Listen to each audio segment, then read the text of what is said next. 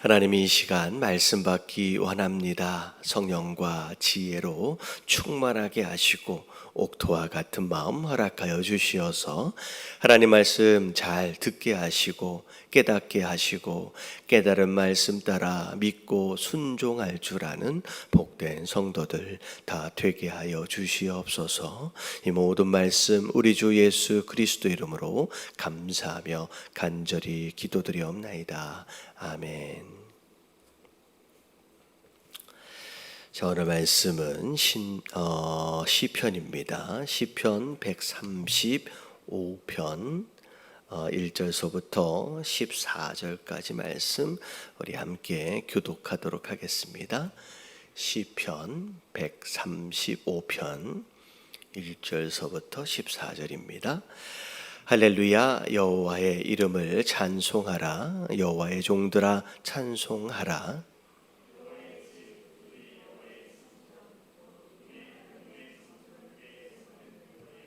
여호와를 찬송하라. 여호와는 선하시며 그의 이름이 아름다우시니 그의 이름을 찬양하라.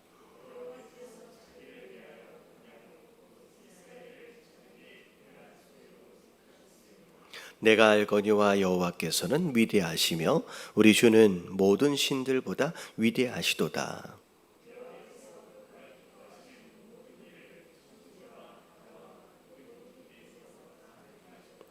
안개를 땅끝에서 일으키시며 비를 위하여 번개를 만드시며 바람을 그 곳간에서 내시는도다.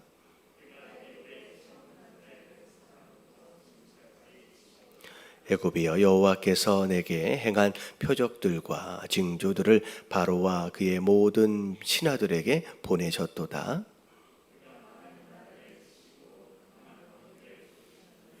곧 아모리인의 왕 시혼과 바산 왕 옥과 가나안의 모든 국왕이로다.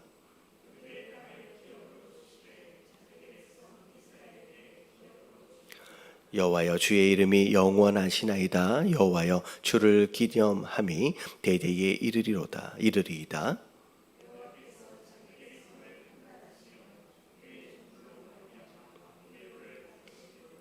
아멘. 몇 가지 광고 말씀드리도록 하겠습니다.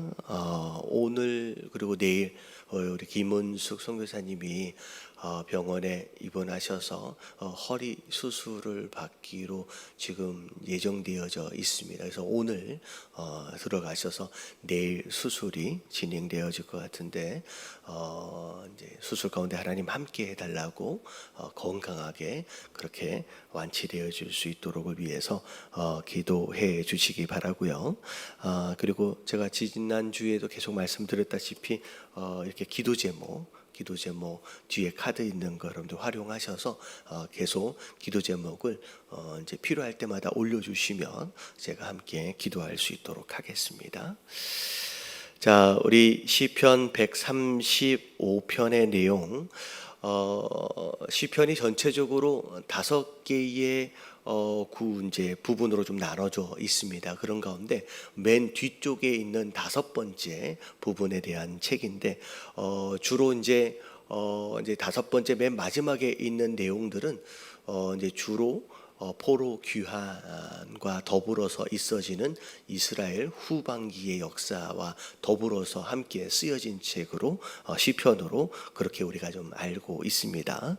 자, 그런 가운데 오늘 135편에 대한 요 내용은 이제 마지막 부분에 우리가 13절, 14절에 읽었던 것처럼 왜 우리가 하나님을 찬양해야 하는지에 대한 어떤 이유와 합당한 어떤 근거들에 대한 그런 내용들이 쭉 있어요. 어찌 보면 이 전체적인 내용 자체가 이스라엘 백성들에게 해당되어지는, 적용되어지는 이스라엘 역사에 관련되어지는 내용이기도 하지만 실제로 이 내용 같은 경우에는 우리 인생에 적용되어지는, 우리 삶 가운데 행하셨던 그 모든 하나님의 역사하심을 우리가 함께 적용해 가면서 오늘 아침에는 하나님을 찬양하면서 좀 기도하는 시간이 됐으면 좋겠습니다.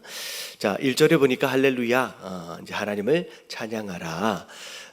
여호와의 이름을 찬송하라. 여호와의 종들아 찬송하라. 네, 하나님의 이름을 찬송할 길을 명령하는 것, 함께 격려하는 그런 내용들과 더불어서 우리가 여호와의 종들이다라고 스스로 하나님 앞에서 낮추면서 겸손하게 그렇게 하나님 앞에 나아갑니다. 그래서 지난 주일날, 지지난 주일이죠. 왕의 문제를 해결하라고 말씀을 드렸다시피 우리가 하나님 앞에서 누군지에 대한 인식이 굉장히 중요해요. 하나님이 나의 왕이시다. 그러면 내가 그분의 백성 되어진 자잖아요. 그러니까 내가 누구냐라고 하는 거에 대한 인식이 건강하게 서 있으면요. 그러면 그때부터 내 신앙의 태도와 삶의 모습이 달라질 수 있어요. 그게 이제 왕의 문제를 해결하라는 얘기거든요. 근데 이 왕의 문제가 해결이 되지 않고 내가 누군지에 대한 인식이 건강하지를 않으면 내가 스스로 왕 되어져서 하나님을 부려먹는 이상한 형태의 신앙생활이 되어질 수 있다는 거죠. 그래서 조금만 어려워지면 그냥 불평하고 원망하고, 사실 가나안의 이스라엘 백성들이 광야 안에서의 어떤 훈련은 하나님이 누군지에 대한 인식을 세우는 그런 훈련이었어요. 그러니까 광야로 딱 나오자마자 이스라엘 백성들은 그렇게 그들을 선택해서 구원하셨음에도 불구하고 조금만 어려워지면 원망하고 불평하고 도전하고 공격하고, 그러니까 자기가 누군지를 모르는 거예요.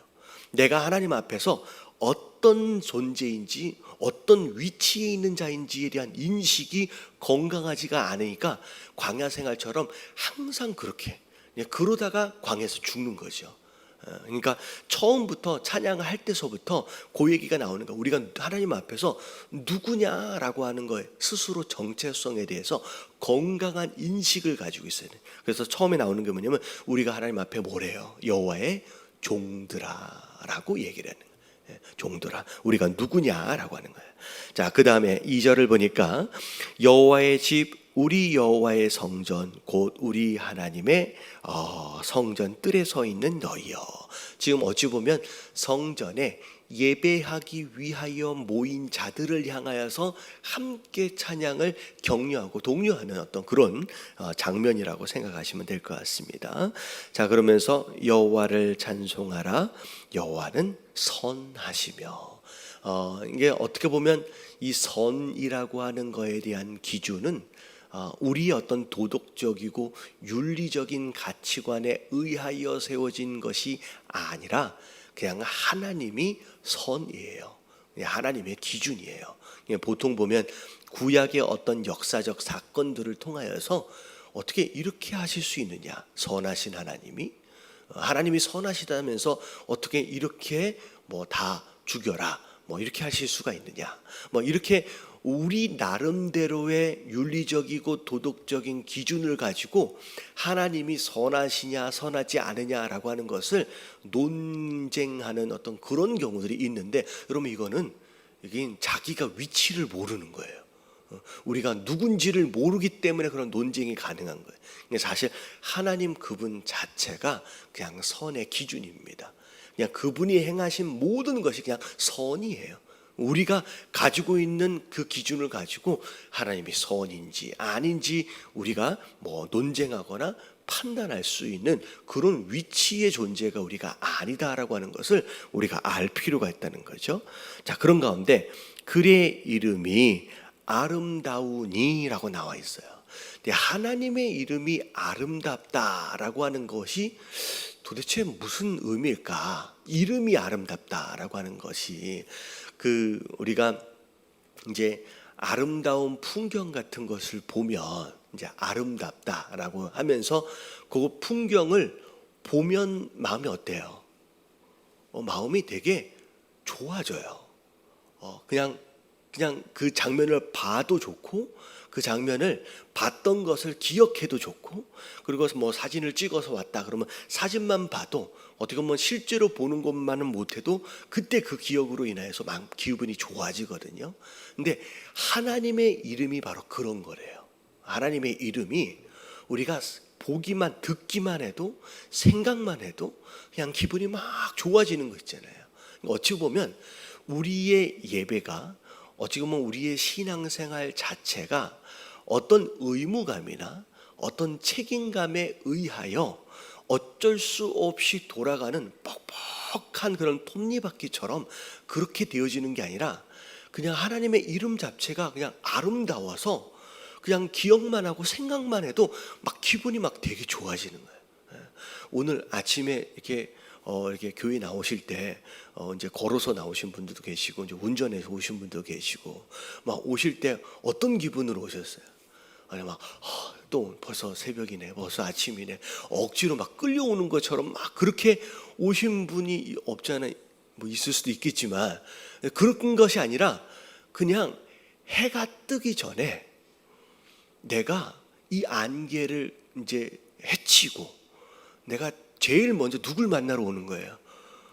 그 하나님을 만나러 막 오는 거예요. 그냥 그 하나님을 만나러 온다라고 하는 그 기대감 가운데 막 괜히 막 기분이 좋아지고 그냥 가만히 있으면서 막 웃음이 나는 그런 이제 그래서 그게 어찌 보면 하나님의 이름이 아름답다라고 얘기하는 거예요.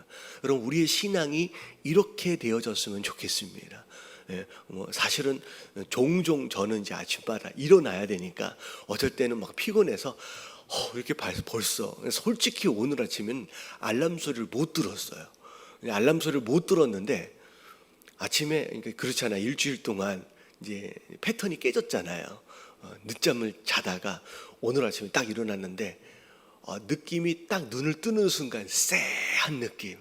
알람 소리를 제가 무의식중에 끈 것 같아요. 한 5분이 지나서 딱 일어났는데 쎄한 거예요. 딱 이제 시계를 보니까 일어날 시간에서 5분이 지나갔더라고요. 그래서 막 서둘러 가지고 막 그렇게 왔는데, 매일 아침마다 하나님을 생각하고 하나님의 이름을 기억하는 것만으로도 기뻐할 수 있는 그런 마음으로 우리가 예배하고 신앙생활 했으면 좋겠습니다.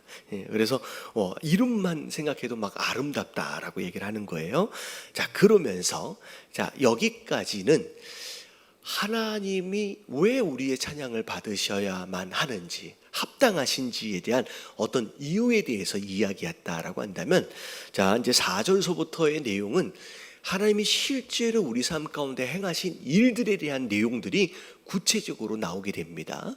자, 첫 번째 내용이 뭐냐면, 여호와께서 자기를 위하여 야곱 곧 이스라엘의 자기의 특별한 소유로 택하셨음이로다. 자, 이 말씀, 이 구절 안에 굉장히 많은 의미를 담고 있어요. 첫 번째가 뭐냐면, 자, 하나님이 이스라엘 백성들을 택하셨어요.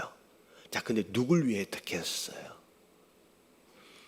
여러분, 4절에 보니까 여호와께서 자기를 위해서예요. 여러분, 이게 우리 위치를 잘 알아야 돼요. 여러분, 나를 위하여 하나님이 택하신 게 아니에요. 그분 스스로를 위해서 우리를 택하여 주셨어요. 근데 나중에 나오는데, 그분이 우리를 택하여 주신 게 보통 일이 아니에요. 우리 입장에서 볼 때 그건 어마어마한 은혜거든요. 근데 자, 일단 첫 번째 단추를 잘 꿰야 돼요. 그분이 우리를 위하여 우리를 택하신 게 아니에요. 그분이 그분 스스로를 위해서 우리를 택하셨어요. 그분을 위하여 우리를 택하셨다라고 하는 이 첫 번째 단추가 잘못 끼어지게 되면요, 하나님을 시작부터 끝까지 자꾸 나를 위하여 사용하는 자가 돼요. 이용하는 자가 돼요. 여러분, 하나님이 그분을 위하여 우리를 택하셨다라고 하는 것을 우리가 절대 잊어서는 안 되는 줄로 믿습니다. 그래서 우리 존재 자체가 그분에게 있어서 기쁨이 돼야 돼요. 우리가 어떻게 살아가느냐에 따라서 그분에게 영광을 돌리는 그런 삶이 되어져야 된다. 이게 첫 번째 단추예요. 근데 그분 자신을 위해서 야곱 곧 이스라엘 자기의 특별한 소유로 택하셨는데, 그 택하신 게 얼마나 큰 은혜냐면, 자, 택하신 주체가 누구냐에 따라서 택하여 주신 그 은혜의 가치가 달라져요. 자, 무슨 얘기냐면, 자, 그냥 저기 김포시장이 누군지는 잘 모르겠습니다. 죄송합니다만, 자, 김포시장이 갑자기 우리 시에 이런 일들이 있어서 좀 와서 좀 도와주십시오. 라고 누군가를 택해 줬다라고 한다면 어떨 것 같아요? 기분이 좋잖아요. 그래도 시에서 이게 대빵인데 이렇게 불러줬잖아요. 근데 시장이 불러준 것 정도의 가치하고 이렇게 문재인 대통령이 만약 불러줬다라고 한다면 시장이 불러준 거하고 대통령이 불러준 거하고 가치가 똑같아요, 달라요? 여러분, 완전히 다른 거예요.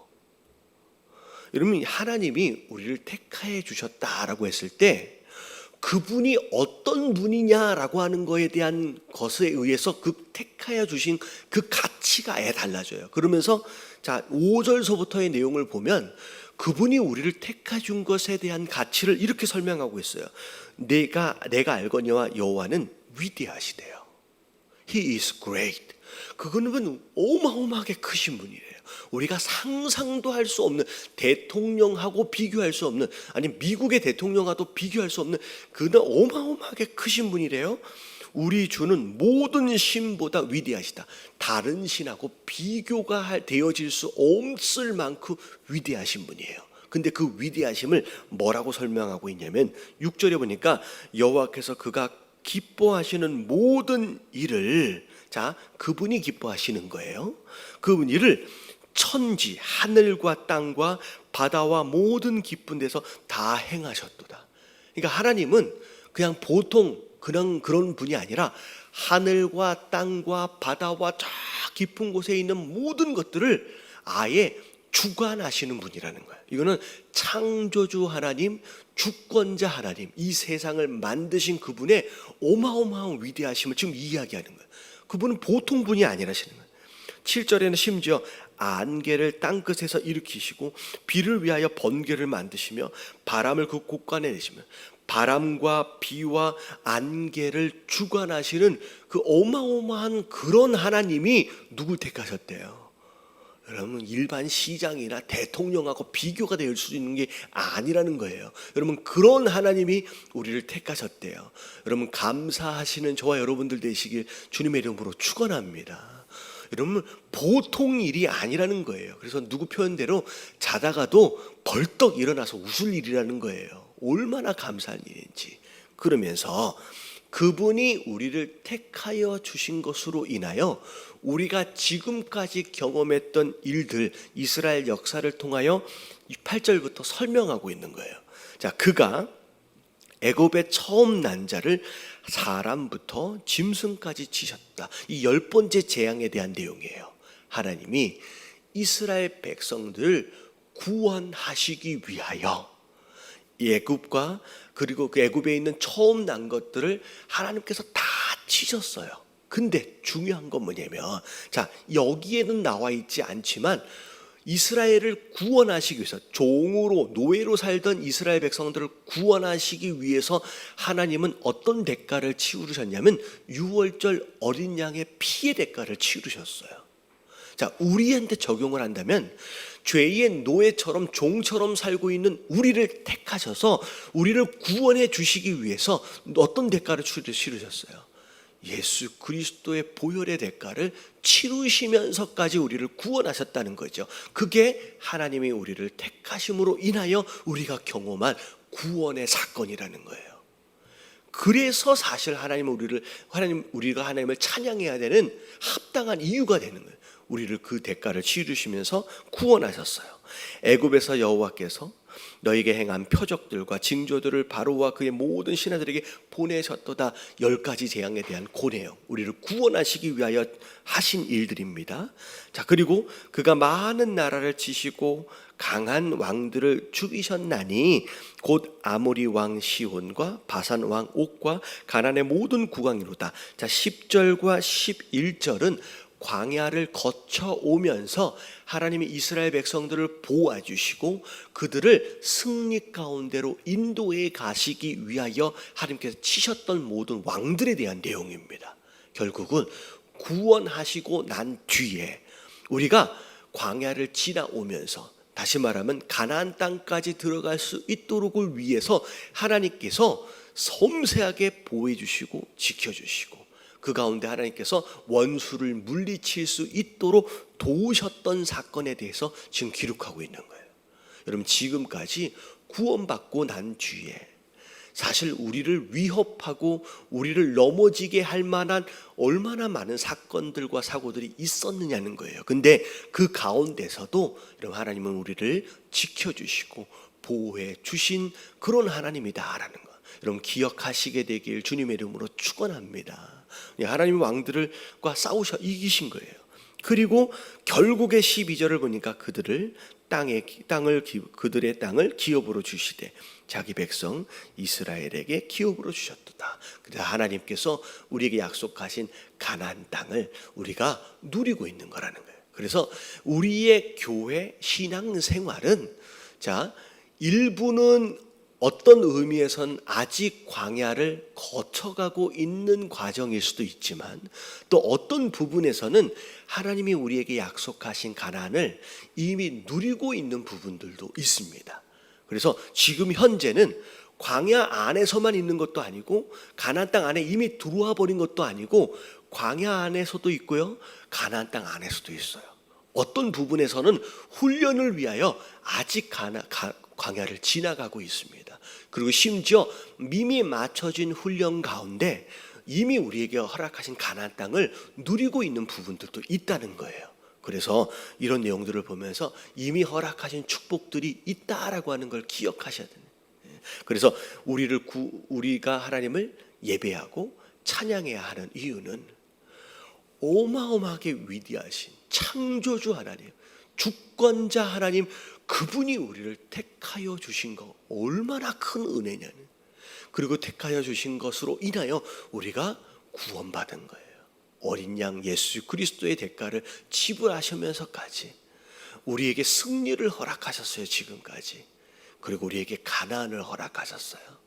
우리에게 그 모든 신앙생활의 여정들을 우리가 좀 기억하시면서 오늘도 하나님 또 무엇인가의 필요를 위하여 구할 수도 있겠지만 이미 허락하셨던 이 모든 신앙의 여정들을 기억하시면서 감사하시면서 찬양함으로 오늘 하루를 시작할 수 있는 저와 여러분들 되시길 주님의 이름으로 축원합니다. 우리 다 같이 주님 한번 부르짖고 통성으로 기도합니다. 시작. 주님, 하나님 감사합니다.